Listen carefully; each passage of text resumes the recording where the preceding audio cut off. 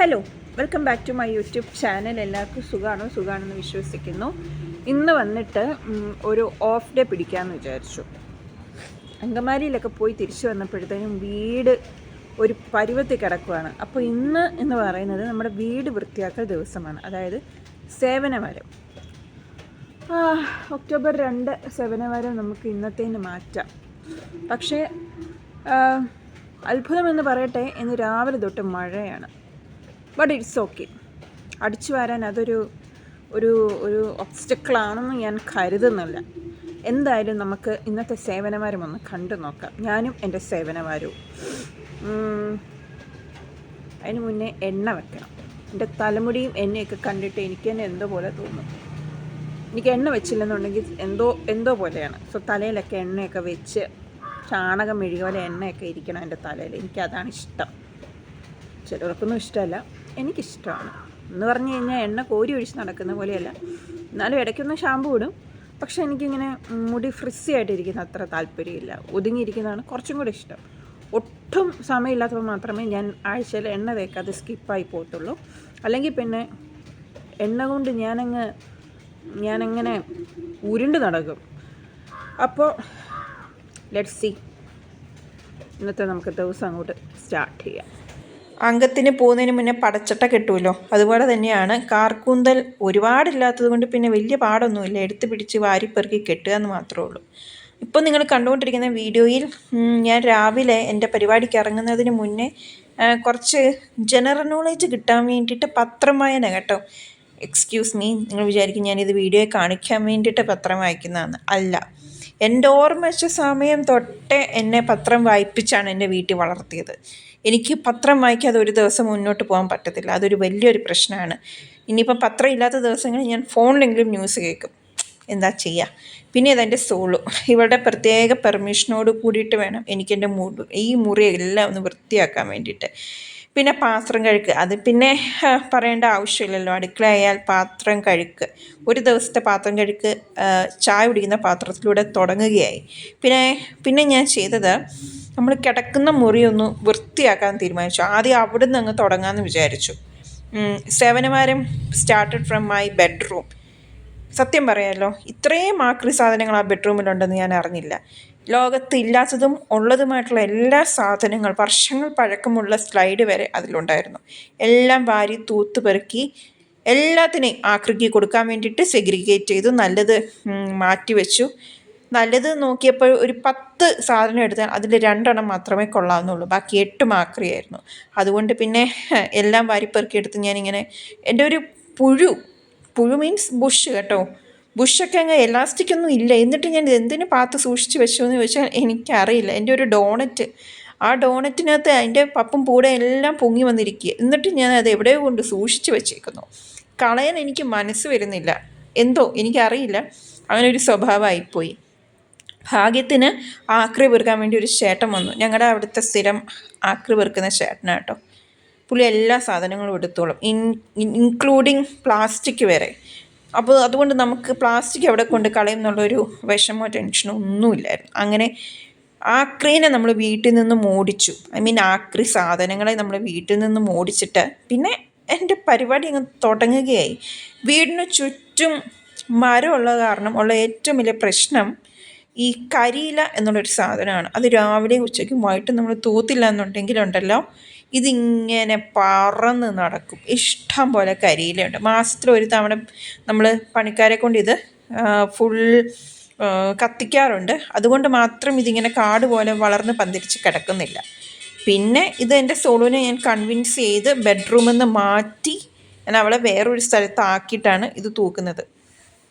തൂത്ത് വരാൻ കഴിഞ്ഞപ്പോഴത്തേനും എനിക്ക് മനസ്സിലായി ഇത് നിസ്സാരമല്ല. കാരണം ഞാൻ ഓരോ ആഴ്ചയും തൂത്തുകൊണ്ടിരിക്കുന്ന ആളാണ്. അപ്പം എൻ്റെ വീഡിയോ കണ്ടവർക്ക് അറിയായിരിക്കും, കഴിഞ്ഞ ആഴ്ചയൊക്കെ ഞാൻ സ്ഥലത്തില്ലായിരുന്നു, ഔട്ട് ഓഫ് സ്റ്റേഷനായിരുന്നു.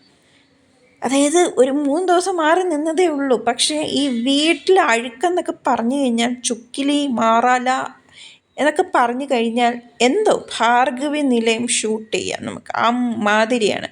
പിന്നെ ഞാനൊരു അലർജിക് പേഴ്സണാണ്. അതായത് രാവിലെ എണീച്ചാൽ ഒരു അരമണിക്കൂർ തുമ്മുക, പിന്നെ ഉച്ചയ്ക്ക് ഒരു അരമണിക്കൂർ തുമ്മുക, വൈകിട്ട് അരമണിക്കൂർ തുമ്മുക, അങ്ങനെ തുമ്മലിന് എനിക്ക് പ്രത്യേകിച്ച് ടൈം ലിമിറ്റൊന്നുമില്ല, പീരീഡ് ലിമിറ്റൊന്നുമില്ല. അങ്ങനെ ഞാൻ തുമ്മുന്ന ഞാൻ ഈ വീട് അടുക്കി പെറുക്കിയാണെങ്കിൽ ഇങ്ങനെ തൂത്തു വാരി കഴിയുന്നതിൻ്റെ ഇടയ്ക്ക്, അതായത് ആ ടൈമൊക്കെ ഞാനിങ്ങനെ തുമ്മി ആട്ടോ നടന്നുകൊണ്ടിരുന്നത്. പക്ഷെ പറഞ്ഞിട്ട് കാര്യമില്ല. നമ്മളിത് തുമ്മലുണ്ടെന്നും പറഞ്ഞിട്ട് ഇതൊന്നും ചെയ്യാതിരുന്നു കഴിഞ്ഞാൽ പ്രശ്നം എന്നാന്ന് വെച്ച് കഴിഞ്ഞാൽ പിന്നെ ആജീവനാന്ന് തുമ്മേണ്ട അവസ്ഥ ഉണ്ടാവും. മനസ്സിലായോ? എങ്ങനെ? അങ്ങനെ. ഓക്കെ, ഈ കിടക്കുന്ന ബെഡ് കണ്ടോ, ഈ ഇരിക്കുന്ന ബെഡ് കണ്ടോ, ഇത് നല്ല ഒന്നാന്തരം ബെഡായിരുന്നു. ഇത് സോളുവിന് വേണ്ടിയിട്ട് കൊടുത്ത ബെഡാണ്. അവളെക്കൊണ്ട് പറ്റാവുന്ന വിധത്തിൽ ആ ബെഡ് നാശകോശമാക്കി തന്നിട്ടുണ്ട്. അതിനകത്തെ പപ്പും പൂട സ്പോഞ്ച് എല്ലാം എടുത്ത് പുറത്തിട്ട് അതിൽ കളിക്കുകയാണ്. അങ്ങനെ ഇന്നത്തെ എൻ്റെ ഓഫിൻ്റെ 11 മണി, ഇത് എത്ര മണിയാണ് എൻ്റെ അമ്മോ, 1 മണി വരെയുള്ളൊരു സമയം, രാവിലെ തൊട്ട് 1 മണി വരെ ഒരു ദിവസത്തിൻ്റെ ഹാഫ് വേണമെങ്കിൽ നമുക്ക് പറയാം തീർന്നിരിക്കുകയാണ്. ഇനിയും കുറച്ച് കിടപ്പുണ്ട്. ഇനിയുള്ള സമയം നമ്മൾ പുറത്തു പോകുന്നു, അങ്ങനെ അല്ലറ ചില്ലറ വീട്ടുകാര്യങ്ങൾ. അപ്പോൾ ചില ആൾക്കാർ ചോദിക്കുക, ഓഫിന് എന്താ സുഖമല്ലേ, ചുമ്മാ അങ്ങ് കിടന്നാൽ മതിയല്ലോ, വീട്ടിലത്തെ കാര്യങ്ങൾ പിന്നെ വേറെ വല്ലവരും വന്ന് നോക്കുമോ, വീടും തൂക്കാനും തുടയ്ക്കാനും ഉള്ളത് വേറെ വല്ലവരും വന്ന് ചെയ്യുമോ? ചില ആൾക്കാരുണ്ട്. 2 പേരല്ലേ താമസിക്കുന്ന, അപ്പനും മോളും മാത്രമല്ല താമസിക്കുന്ന, നിങ്ങൾക്ക് എന്താ ചിലവ്, എന്താ ഇത്ര പണി? ഓഫ് ഡേ ഒക്കെ വെറുതെ ഇങ്ങനെ അടിച്ച് പൊളിച്ച് എല്ലായിടത്തും അങ്ങ് ഇറങ്ങി നടന്നോളാനാണ് പറയുന്നത്. സെൻസ് ഇല്ലാത്തവർ. വീട് പിന്നെ ആര് തൂക്കും? നമുക്ക് ഡൊമസ്റ്റിക് കമ്മിറ്റ്മെൻറ്റ്സ് ഉണ്ടല്ലോ, അത് പിന്നെ ആര് ചെയ്യും? ഓക്കെ, എനിവേ ഇന്നത്തെ പരിപാടി കഴിഞ്ഞിരിക്കുകയാണ്. ഇനി എന്താ വിഷ്വൽ എടുക്കാനുള്ളത്? ഇനി എന്തെങ്കിലുമൊക്കെ വീഡിയോ എടുക്കുകയാണെന്നുണ്ടെങ്കിൽ ഞാൻ ആഡ് ചെയ്യാം കേട്ടോ. എനിക്കിനിയിപ്പം വീഡിയോ എടുക്കാനുള്ള ത്രാണിയൊന്നുമില്ല. അയ്യോ, നടുവൊക്കെ ഒടിഞ്ഞൊരു പരിവായി. ആഴ്ച ഒരു ദിവസം ഇവിടെ തൂത്തില്ല എന്നുണ്ടെങ്കിൽ ഈ വീട്, പ്രത്യേകിച്ചും തിരുവനന്തപുരത്തെ ഈ വീട്, നമുക്ക് ഭാർഗവ നിലയം അടുത്ത സീസണോ റീക്രിയേഷനോ എന്തെങ്കിലും ഇതിനൊക്കെ കൊടുക്കാം. അത്രയ്ക്ക് മാറാലയും പൊടിയായിരിക്കും. ചുറ്റും മരവും ഇലയൊക്കെ ആയതുകൊണ്ട് എത്ര തൂത്താലും പിന്നെയും അഴുക്കാണ്. തൂത്തുകൊണ്ടേയിരിക്കണം. എല്ലാ ദിവസവും അങ്ങനെ തൂക്കാനുള്ള എനർജി എനിക്കില്ല.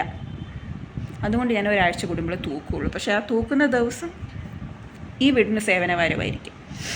ഓക്കെ, വരൂ നമുക്ക് ചായ കുടിക്കാൻ പോവാം. പുറത്താണ് പോകുന്നത്. പേട്ട ക്യാൻറ്റീനിൽ. എനിക്ക് വലിയ ഇഷ്ടമുള്ളൊരു സ്ഥലം കേട്ടോ പേട്ട ക്യാൻറ്റീൻ. ആ ഏരിയയൊക്കെ നല്ല രസമാണ്, ഒരു വൈബാണ്. സോ പോയാലോ? ഇതുണ്ടോ വലിയൊരു കുരു. പ്രത്യേകിച്ച് എന്താ പറയുക, കുരു ഞാൻ ബോദർ ചെയ്യാറില്ല. പക്ഷേ ഈ കുരു ഒരു വല്ലാത്തൊരു കുരു. ക്ലിയർ ജെൽ ഇട്ടിട്ട് പോകുന്നുണ്ട്. സാധാരണ എൻ്റെ ക്ലിയർ ജെൽ ഇടുമ്പോഴാണ് കുരുക്കൾ പോവാറ്. അങ്ങനെ ഈ കുരുവും പോവാറായി. പക്ഷേ എൻ്റെ മോന്തേക്കാളും വലിയൊരു കുരു. ഇറ്റ്സ് ഓക്കെ, ബാ ചായ കുടിക്കാം. പേട്ട ഞങ്ങളുടെ അവിടെ നിന്ന് വളരെ എളുപ്പമാട്ടോ, നടന്നു പോകാൻ ദൂരമേ ഉള്ളൂ. പക്ഷേങ്കിൽ വേറെ അത്യാവശ്യം കുറച്ച് പരിപാടികളുള്ള കാരണം എന്ത് ചെയ്തു, ഞങ്ങൾ വണ്ടിക്ക് പോയി, സ്കൂട്ടറിന് പോയി. ഇപ്പം ഫിഫ ഫുട്ബോൾ നടന്നുകൊണ്ടിരിക്കുകയാണോ. പോർച്ചുഗൽ ഔട്ടായതോടുകൂടി പിന്നെ ഞാൻ ഇനി എൻ്റെ ജന്മത്ത് ഫുട്ബോൾ കാണത്തില്ല. ആ റഫറീനെ എൻ്റെ കൈ കിട്ടിയിരുന്നെങ്കിൽ ഞാൻ അടിച്ച് ഷേപ്പ് മാറ്റിയാണ്. റഫറി കാരണം.